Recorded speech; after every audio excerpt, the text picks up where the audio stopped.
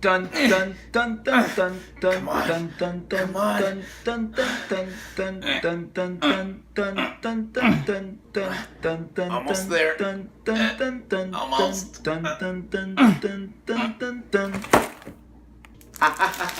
Yes! Mission accomplished! Hey! Oh shit! What is up, everybody? RandomRandomMan here, bringing you my review for Mission Impossible Fallout. Now, the plot basically follows IMF agent Ethan Hunt, played by Tom Cruise, as him and his team must track down stolen plutonium while being monitored by CIA agent August Walker, played by Henry Cavill, after a mission goes awry. Going into this movie, I was super excited to see it. This was not only one of my most anticipated movies of summer 2018, but of just 2018 in general. I've never seen the TV series that this film franchise is based off of, but having seen the previous films, this franchise is one of my favorite action film franchises ever. The first film, I think, is a good movie. The second one, easily the worst of the series, though I think that some of the cheesy, campy, over-the-top moments have some enjoyability to them in the right mindset. But starting with the third film, not only do I think that entry brought the series more than just back on track, but I think it started a trend with this series in getting increasingly better and better with each installment. I really enjoyed the third film.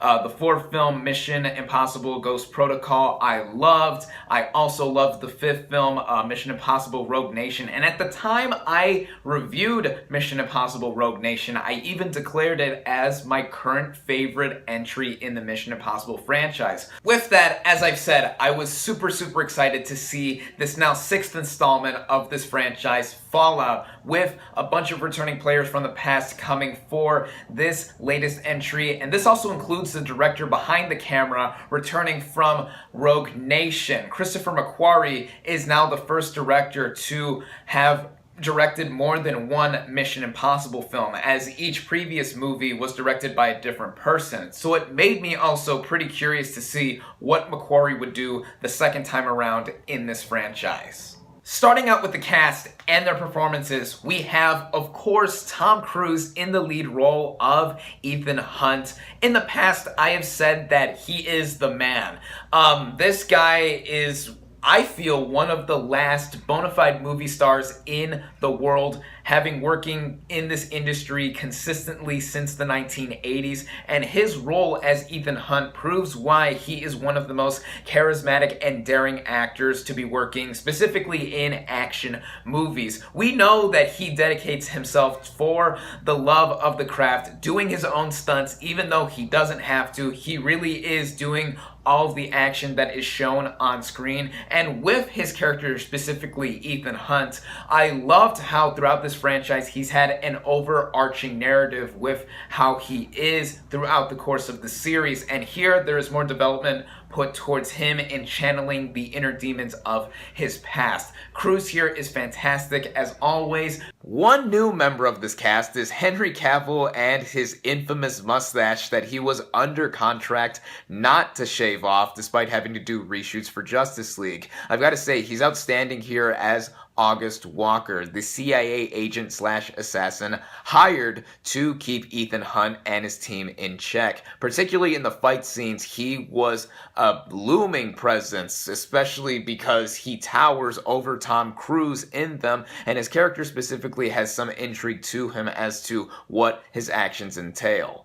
Also returning here is Ving Rhames as Luther. I love the father-son kind of dynamic that he has with Ethan Hunt in how he is always looking out for Hunt. And Ving Rhames, he is just terrific as usual in the role. Simon Pegg also returns as Benji, the tech agent as a part of Hunt's team. He has been with this franchise since the third film, and he added a lot of the humor that this franchise also has with how it is kind of wittily sophisticated in that part of the series as a whole. Peg is hysterical here once again and really holds his own in a lot of scenes he has.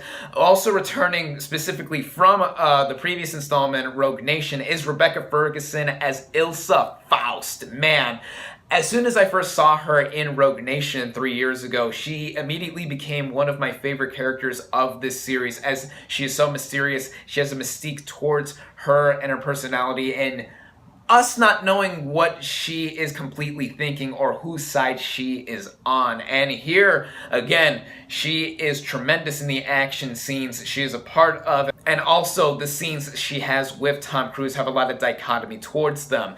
Sean Harris, also returning from Rogue Nation, plays Solomon Lane. He was the villain in the previous film and also comes back for a significant role as well. Now, I wasn't too big of a fan of him in the previous movie, Rogue Nation, as I felt he was sparingly used to be a threat, yet here, his implementation, I think, was better, as this also marks the first time a previous Mission Impossible villain has returned for another installment. So his use here, I thought, was a better use of the actor and the character specifically, and how the rest of the plot transpires. Also, a new addition to this series is Angela Bassett as the new director of the CIA. And I thought that she was well used in the scenes that she is in. She's not in it for very much, but she is important in how she is the one that recruits Cavill's August Walker to keep the IMF team in check for what they do. And then we also have Alec Baldwin return as the former CIA director, and he was also well used for the scenes he is in. Not much to him or Bassett in this movie, but I like seeing him again. And then another noteworthy new member is Vanessa Kirby as White Widow. She actually has a connection to a character from the first film, and she is also sparingly used throughout the film, but in the one big action sequence she has, I thought she was tremendous too, and also her character has a bit of intrigue and also being integral to the plot. So all in all, with the cast here and how they are all used, everybody, simply put, is excellent. The writing in this film, like previous installments, set up a bunch of intrigue and urgency for what Ethan Hunt and his team have to do in order to stop terrorists like Solomon Lane from threatening or even attacking the world at hand. Not only does Christopher McQuarrie return to direct this film, but he also returns to write it, as he wrote and directed Rogue Nation before this. And what this movie does in integrating Ethan Hunt's backstory while also making him and his other team members have time to shine, show how this franchise has been consistently upping itself in terms of making things more interesting for this team in order to literally do the impossible, or stop the impossible for that matter. For instance, right when this movie begins, it has Ethan Hunt and his team trying to get some plutonium, but they end up losing it, which shows that these characters do mess up and they're not all immortal or invincible to what is happening around them. And then that's what leads into Henry Cavill's August Walker being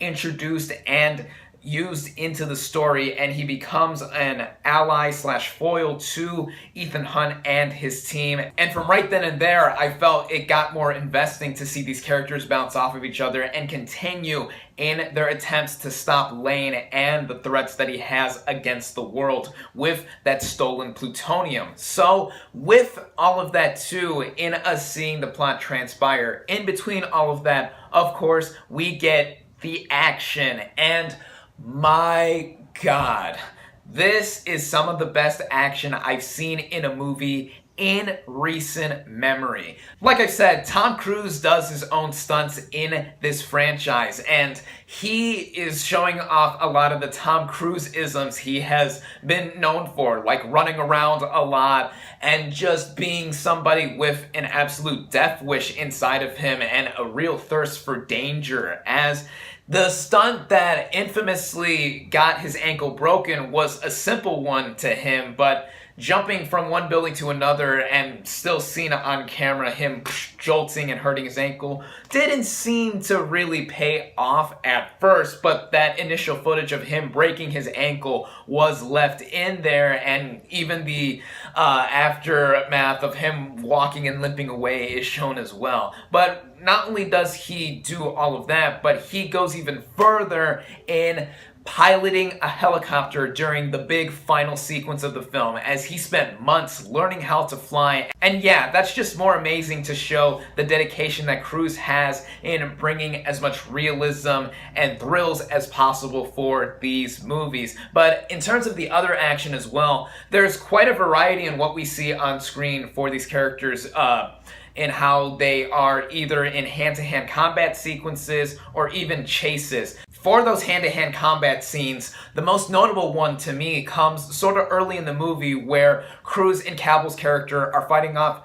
another enemy in a bathroom, and it shows how both of them are not entirely invincible when it comes to these fights, as they take a lot of hits, and it shows off what their different fighting styles incorporate, as Angela Bassett's character does say that Cruise is a scalpel, but she prefers a hammer, like Cavill's character, and that part was funny, but also just seeing that bathroom scene play out, superbly well choreographed. And then with the chases, the motorcycle chase that occurs in Paris, that was so gripping to see. There's also, among other chases, a foot chase that, like I've mentioned before, involves Cruise breaking his ankle while jumping from building to building. To top it all off too, there's even a chase that happens via air, and this is the one I've previously mentioned that has Tom Cruise really piloting a helicopter. This goes into how I saw this movie in IMAX, and yes,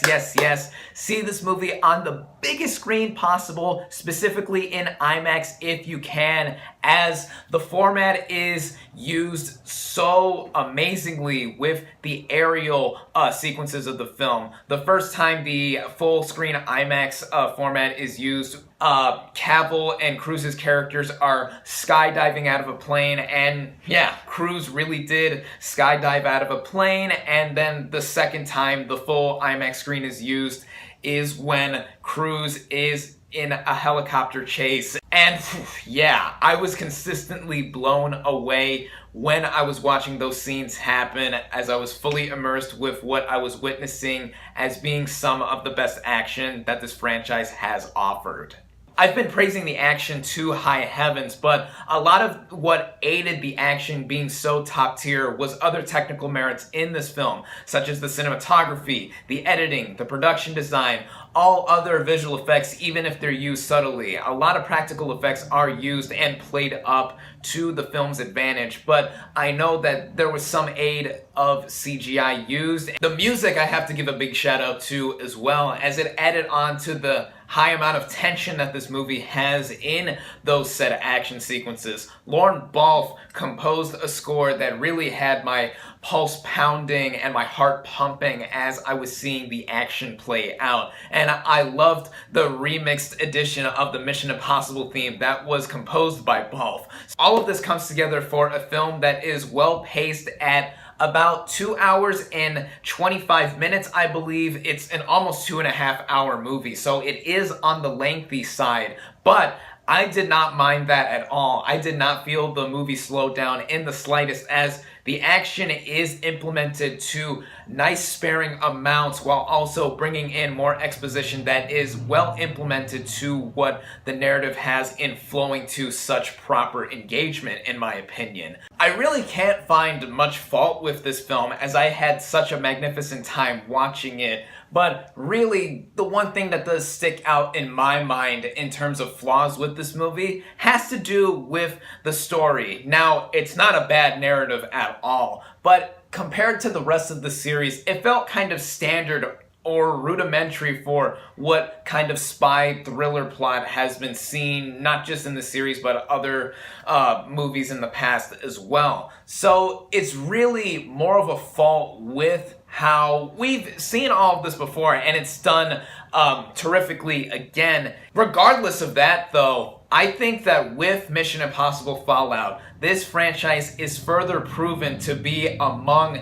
the best in the action genre, for it consistently being top of the level entertainment. To me, this is one of the best movie experiences I've had in recent memory, and it's among the most fun you will have at the movies all summer. I mean, hell, a lot of people are even comparing Mission Impossible Fallout to the likes of Mad Max Fury Road in being among the best action films of the decade. I can certainly agree in the sense that Mission Impossible Fallout has some of the best action I've seen all decade in terms of movies, but comparing it to Mad Max Fury Road, I'd have to think about that a lot more, as they are different kinds of action films, and I feel this is currently the best action movie of the decade thus far. I loved Mission Impossible Fallout. If you couldn't tell already, I feel this is the best mission yet. Certainly my new favorite of the series now, and that's saying a lot still for me, at least, as I still feel this franchise has gotten better and better with each subsequent installment after the third film. And that's so phenomenal to see an action movie franchise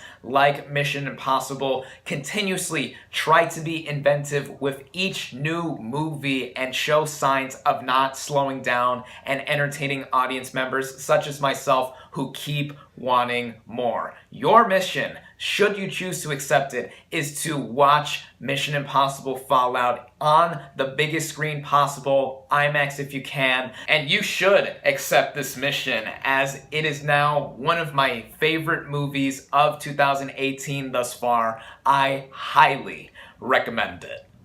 My final verdict for Mission Impossible Fallout is 4.5 out of 5 stars. Thank you all, as always, for watching. Be sure to like this video, comment on what you thought of Mission Impossible Fallout, social media links in the description, subscribe to my channel for more, and I'll catch you on the next movie review.